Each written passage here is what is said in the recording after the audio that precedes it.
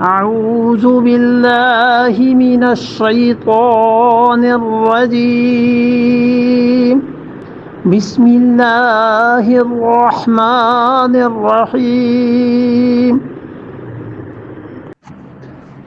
وكذلك نولي بعض الظالمين بعضا بما كانوا يكسبون وَكَذَلِكَ اور نہ ماننے کی یہ ساتویں وجہ آ گئی، اور اسی طرح ساتویں وجہ آ گئی.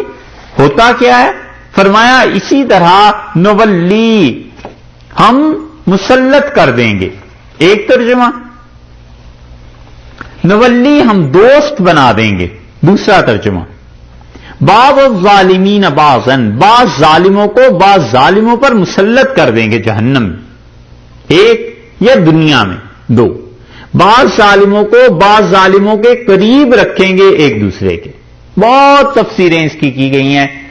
بعض کہتے ہیں کہ پیچھے چونکہ جنات اور انسانوں کا ذکر ہے تو اس لیے جو بھی جن جتنا بڑا ظالم ہوگا جہنم میں انسان پر مسلط کر دیا جائے گا. جن وہ ظالم خود بھی عذاب میں ہوگا اور اسے مارے گا، اسے بھی عذاب ہو رہا ہوگا. اور بعض کہتے ہیں دنیا میں بھی یہ ہوتا ہے کہ بڑے مجرم کو چھوٹے مجرم پر مسلط کر دیتے ہیں. اللہ نے فرمایا ہم بڑے مجرموں کو چھوٹے مجرموں پر مسلط کر دیں گے. اور اسی پہ جن مفسرین نے لکھا ہے بڑی تفصیل سے، وہ کہتے ہیں کہ حکمران ویسے ہی ہوا کرتے ہیں جیسی رعایا ہوا کرتی ہے، کہ وہ بڑا ظالم ہوتا ہے، یہ چھوٹے ظالم ہوتے ہیں.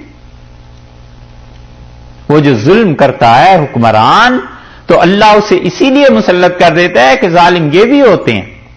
اتنے مومن نیک اور پارسا یہ بھی نہیں ہوا کرتے، بلکہ وہ اگر کافر ہوتا ہے تو یہ منافق ہوتے ہیں. جوتے تو پڑنے ہی ہیں. مومنوں پر کبھی خدا کافروں کو مسلط نہیں کرتا.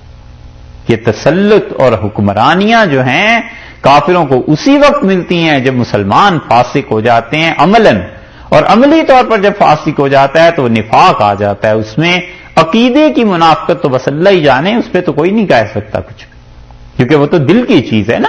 باقی عمل میں جب منافقت آتی ہے تو عملی منافق فاسق کی ایک ہی چیز ہے، پھر اللہ اس پہ کافر کو مسلط کر دیتا ہے اور کافر پھر اس کی پٹائی کرتا ہے.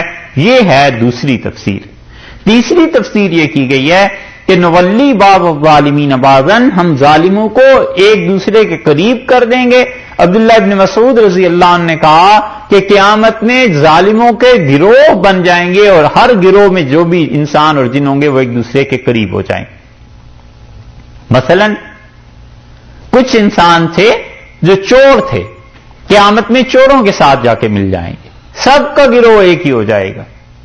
کچھ ایسے تھے جو حرام کھاتے تھے، ان کا گروہ ایک الگ ہو جائے گا.